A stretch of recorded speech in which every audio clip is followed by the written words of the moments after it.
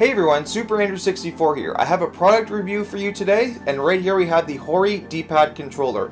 Now, this may look like a Joy-Con, it may feel like a Joy-Con, however, it is not a Joy-Con. The main difference with it being having a D-Pad instead of the 4 directional buttons that the standard left Joy-Con comes with. We're going to take a look at this product, break down the features, do some gameplay, and I'll let you know if you should pick this up or not. Okay, so let's check out the packaging right here. So this is the Hori D-Pad Controller packaging.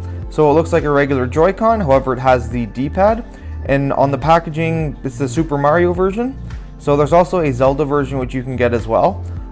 So it also states that it's for handheld mode only, so there are no wireless features in this at all. So the description: ultra responsive D-Pad for 2D games. So I think you can pretty much use it with any game. And then let's check out the side. I'll just showing you it connects to the side of the Joy-Con, of the Switch I mean. And so right here it says, must be connected to system, no vibration or motion controls. And also there it says arcade archives compatible. So let's take a look at this controller and check it out. So here we have the controller. So as you can see, it looks like a Joy-Con. However, there are a few differences that really separates this from a regular Joy-Con. Now, as you can see, the big selling point to this is the D-Pad. So instead of it being 4 separate buttons like the Joy-Con controller is, it's actually a pivot D-Pad, so you can roll it around like that. The thumbstick actually feels pretty much the exact same as a regular Joy-Con. I couldn't really tell a difference. Capture button and the minus button are not hard plastic like the regular Joy-Cons are. They are actually a rubber. I guess that's for cutting costs. On the side here, it looks like where the SL and SR buttons would be, it looks like there is a little place for them, but there's obviously nothing there. And then the disconnect button as well. So it looks like, my guess is that Hori used a Joy-Con mold from Nintendo that licensed it out so that they could basically pretty much create an exact replica of a Joy-Con. Now I have an official Joy-Con here, so bring it a little closer. Pretty much the same size. I think this controller is a slightly bigger, and also the plastics feel pretty good quality. And also, this does feel a lot lighter than this Joy-Con just because there's a lot more things going on in this one. At first I felt it felt cheap, but as I realized, like, the plastic is pretty hard and there's not a lot of components in here. As you can see, you actually see the board right through. It is a little bit transparent, so that's pretty cool. And then another thing I noticed with the L and ZL button, excuse me, they have a different click. So I'm going to put the mic closer to the Joy-Cons and we're going to see how they sound. So I'm going to show you the clicking sound of these L and ZL buttons. So as you can hear, that's the L button. And this is the ZL. Now when I go to the Hori one, you can hear the click a lot better.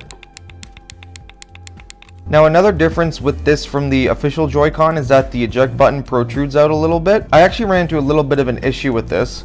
This is the case I used to use for handheld mode, and I still do, but I had to cut out the side here because on this side you can see it fits perfectly with the regular Joy-Con, but since this is protruding out, if I just put it in there, I had to cut it out because it doesn't fit that well. And also I ended up just buying another case because it was a lot easier. I can just pull that out first. So this one I use with the Switch now, like when I'm going to use the D-Pad controller, and on the back it doesn't interfere, so this is actually a pretty good fitting case for it. Kind of mad at myself because I really didn't have to do this, and I did like this case, but it's still usable, and I make do with what I have. So I have the case on for the Switch now, and I'm just going to show you some little gameplay and where this controller really exceeds. So I got Dragon Ball FighterZ for the Nintendo Switch here running. We're going to do a little practice mode. I'm going to show you where this controller really excels. So the Kamehameha, see, I can do it no problem with this, but when I was first playing this game with the Joy-Con, I was having trouble rolling these two buttons, but because these are actually physical buttons that aren't on a pivot point. These ones are on a pivot point for the D-Pad controller, and it's very easy to get a Kamehameha, so I can pretty much do it every time. The other thing is moving around, so there's a lot less time for your player to move. So you see I have to move my thumb a lot further to move, so I can get to my opponent a lot faster. Thumbstick still works fine, it's nothing wrong with it, but if you're really gonna get this controller, I really recommend for fighting games like FighterZ.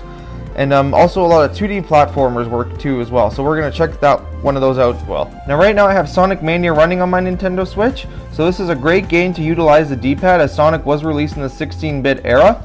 Now for my recommendation for this product, it really depends what you're looking for. If you play your Switch in handheld mode a lot, and you play a lot of fighting games and 2D platforming games, I would highly recommend this. But if you're the kind of person that likes to play their Switch in dock mode, then I wouldn't recommend this to you, only because there's a lot of features that are missing. Like there's no rumble motors in it, there's no no HD rumble, there's no motion controls, no wireless connectivity. So basically this is strictly handheld mode only.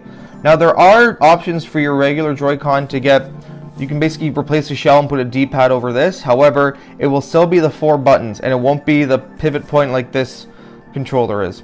So I want to hear your thoughts on this. Will you be picking one of these up? These are really cheap to get. I actually got mine under the MSRP.